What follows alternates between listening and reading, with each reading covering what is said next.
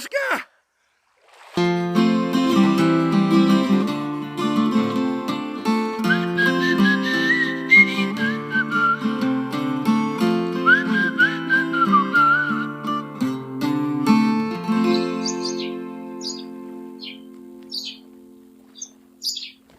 Morning campers. I've just been having my breakfast in a coffee shop, which was cinnamon porridge, 2 rounds of toast with Marmite and a large cappuccino. Bear with me, this is relevant. And I was doing the crossword. Anyway, I looked over at the corner table and there was a lady sat there with a partner, I presume, and she was drawing, she was sketching and looking at me, or actually looking over my shoulder. So I didn't let on, I just carried on eating my breakfast. And then she was using some sort of quill, like a metal quill, which she was dipping in paint or ink. And then she had a watercolour brush she was doing larger strokes with. And anyway, I didn't let on. And when she finished, I asked her, could I see what she'd been doing? And she showed me. Look at this. Don't you think that's stunning? The lady's name was Helen Bell.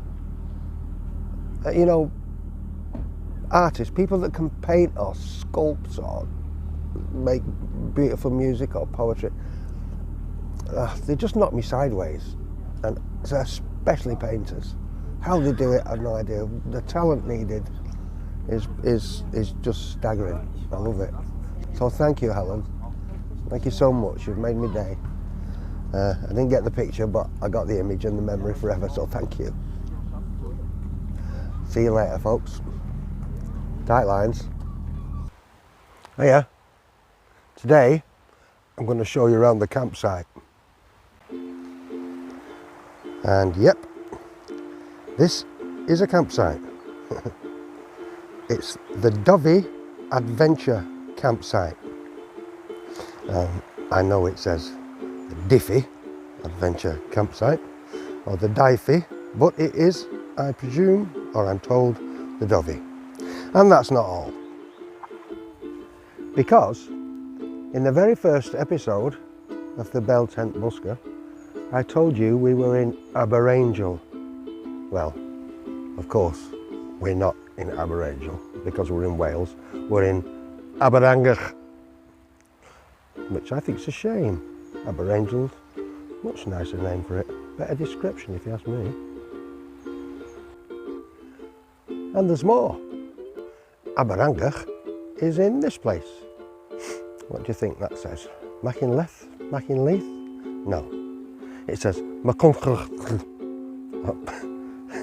Machynlleth. Whatever. But anyway, this is the part of the Dyfi River that runs through the Dyfi Adventure Campsite. And I fell in love with it immediately. Look at that beautiful water. I swim in that most days, except when I'm freezing my nuts off. And don't tell anybody, but sometimes I skinny dip in it. Not a pretty sight.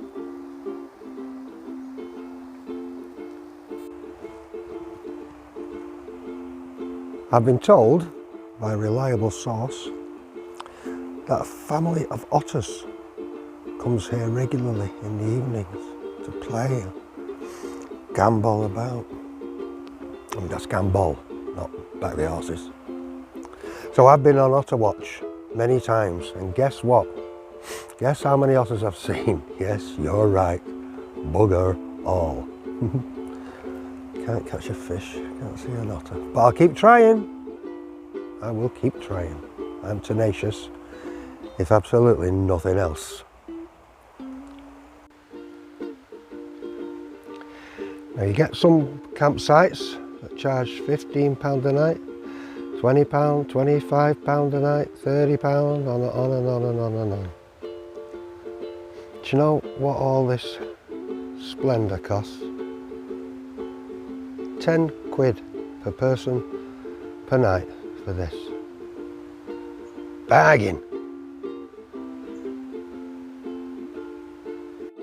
When I was researching campsites, I had a couple of things in mind. One was I wanted some solitude. I wanted to get away from it all because there was one or two things wrong with my head that needed fixing.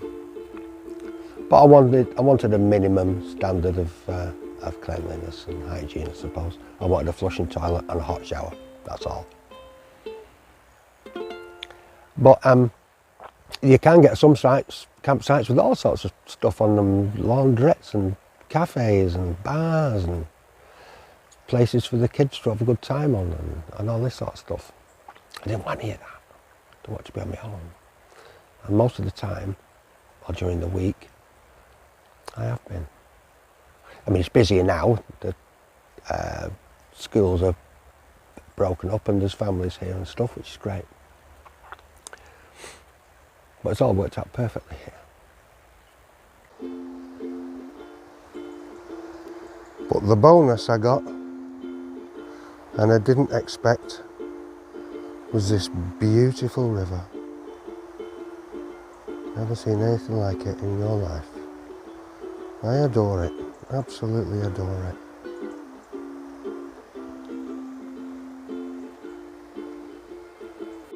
The showers are fantastic. As good a power shower as you get anywhere. Brilliant. I wish people wouldn't leave the stuff all over. Why can't they just put it in the bin? There's somewhere to wash your pots with a tree growing out of it. Somewhere to buy your logs for your campfire, which not only are allowed, but actually catered for with these fire pits, or to give them their technical name, old car wheels.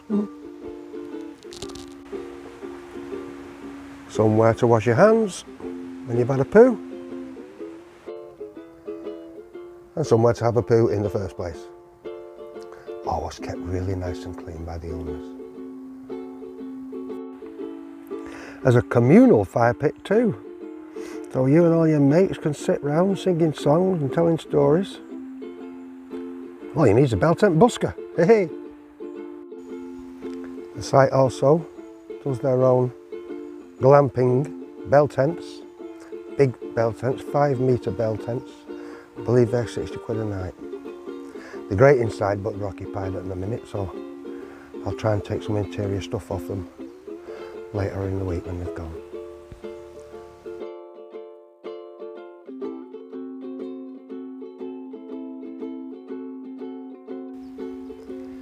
As you can see from this shot, this is the campsite, which is just one big meadow. It's all beautifully maintained, really well looked after.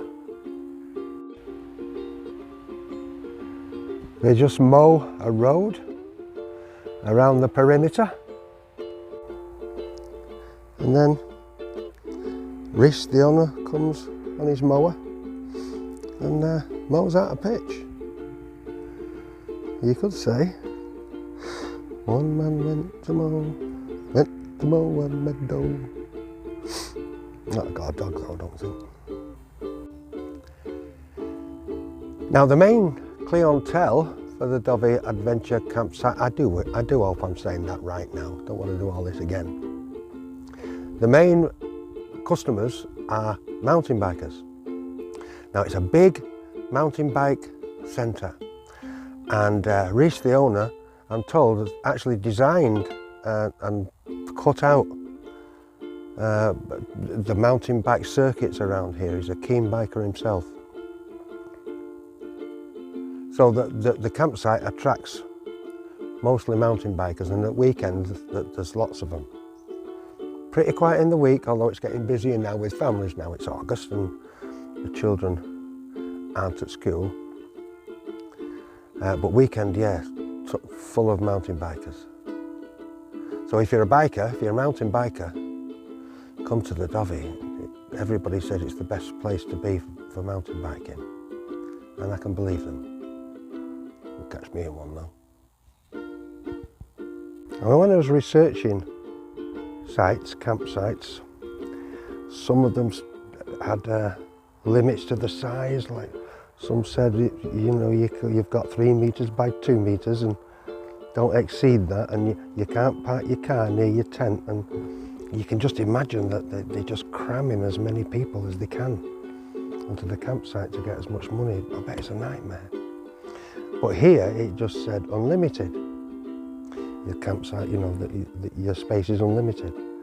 And not only that, but Reese was driving past on his mower yesterday, and he saw that I'd repitched the tent, and like the long grass was right outside the porch.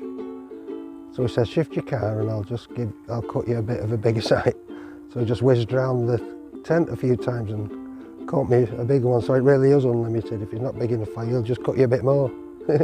Top man.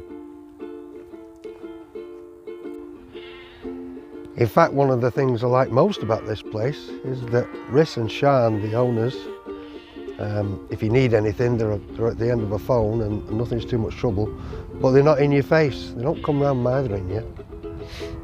The only time you see them is when they're cleaning the facilities or mowing the pitches, which I think is great.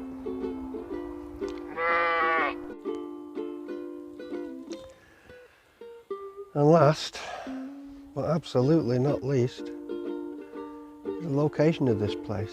It's surrounded by beautiful Welsh mountains. It's just gorgeous. I'm here till the end of September, and I'm going to be really sorry to leave this place. I'm going to love it. So if you fancy a break and you've got a tent or a camper van or whatever, come on down. Be nice to see you. The Dyfi Adventure Campsite, Aberangach, Machuntlach, Wales. I can pronounce that bit anyway. See you later. Hope you like it.